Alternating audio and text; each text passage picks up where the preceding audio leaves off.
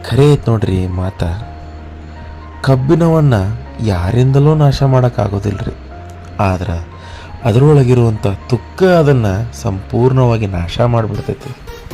ಅದೇ ರೀತಿ ಒಬ್ಬ ಮನುಷ್ಯನನ್ನು ಯಾರಿಂದಲೂ ನಾಶ ಮಾಡೋಕ್ಕಾಗೋದಿಲ್ಲ, ಆದ್ರೆ ಅವನ ಒಳಗಿರುವಂಥ ಏನು ಮನಸ್ಥಿತಿ ಐತಲ್ಲ ಅದು ಅವನನ್ನು ಸಂಪೂರ್ಣವಾಗಿ ನಾಶ ಮಾಡಿಬಿಡ್ತೈತಿ. ಅದಕ್ಕೆ ನಾವು ಏನು ಮಾಡ್ಬೇಕಂತಂದ್ರೆ ನಮ್ಮ ಮನಸ್ಥಿತಿಯನ್ನು ಎಷ್ಟಕ್ಕೈತಲ್ಲ ಅಷ್ಟು ನಾವು ಶುದ್ಧ ಮಾಡ್ಕೊತ ಹೋಗ್ಬೇಕು. ಇದರಿಂದ ನಾವು ಇಡೀ ಜಗತ್ತನ್ನ ಗೆಲ್ಬೋದು. ನೀವೇ ನೋಡಿರ್ಬೇಕಾರ ಕಬ್ಬಿನ ತೂಕ ಹಿಡಿಲಾರ್ದಾಗ ಅದರ ಬೆಲೆ ಎಷ್ಟು ಚಲೋ ಇರ್ತೈತಿ. ಅದು ತೂಕ ಹಿಡಿದ ಮೇಲೆ ಅದ್ರ ಬೆಲೆ ಕಡಿಮೆ ಆಗಿಬಿಡುತ್ತೆ, ಅದನ್ನು ನಾವು ಒಂದು ಮೂಲ್ಯ ಹೋಗಲ್ಬಿಡ್ತೇವೆ.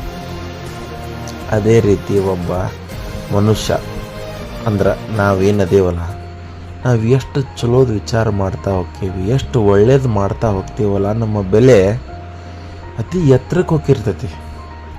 ನಾ ಯಾವಾಗ ಕೆಟ್ಟದ್ದು ಮಾಡೋಕ್ಕೆ ಸ್ಟಾರ್ಟ್ ಮಾಡ್ತೇನೆ ಅಥವಾ ಕೆಟ್ಟದ್ದು ವಿಚಾರ ಮಾಡೋಕ್ಕೆ ಸ್ಟಾರ್ಟ್ ಮಾಡ್ತೇನೆ, ನಮ್ಮ ಬೆಲೆ ಕಡಿಮೆ ಹಾಕೋಂತ ಹೋಗ್ತೈತಿ. ಇದಕ್ಕೆಲ್ಲ ಕಾರಣ ನನ್ನಲ್ಲಿರುವ ಮನಸ್ಥಿತಿ.